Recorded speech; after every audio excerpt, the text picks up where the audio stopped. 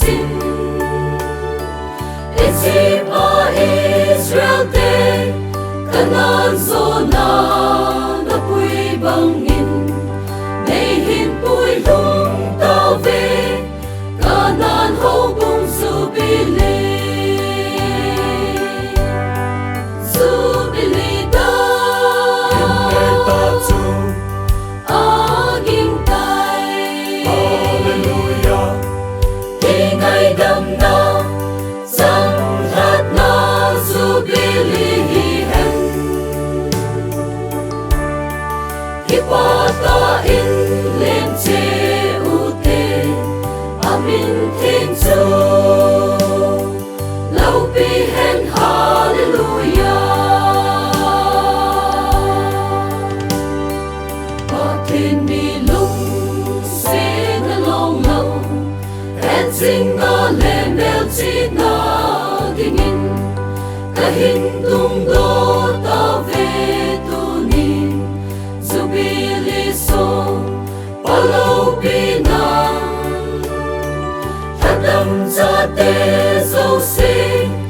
amin thiên chu se choi leo tin dom sang si ngu hi te Krista ki pa na thu pa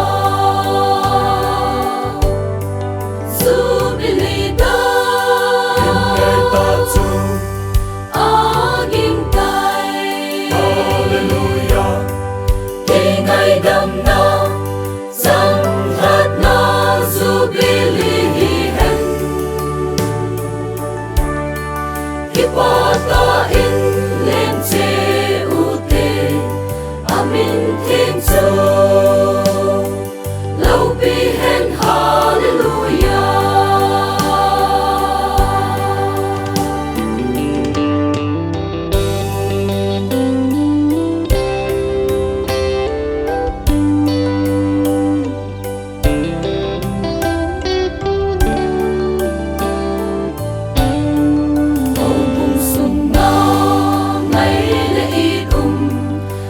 Tâm ta gian mô la na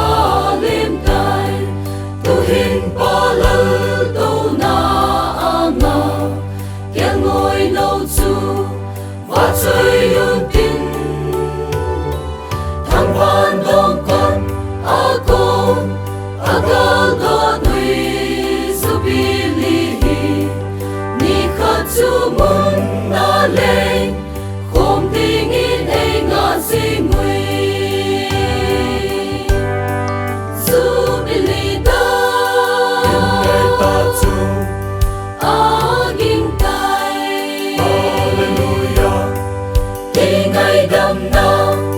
sang hat na Jubilee hen Hipata in lem che ute amin thiên chu lâu pi hen hallelujah Không nuôi không thọ cả khi ngày nào Bắt thế trong kim cô na chung bắt thế Na tun go sa Canan hậu bùng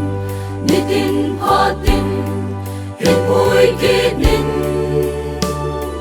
Một thêm ma te ho Na lên gam ma bui lu tin nhìn Hal na tha gao thế nin Nay thon pi sinh sinh u vinh Jubilee da Hinay ta chu aging tay Hallelujah Ingay dam na sang hat na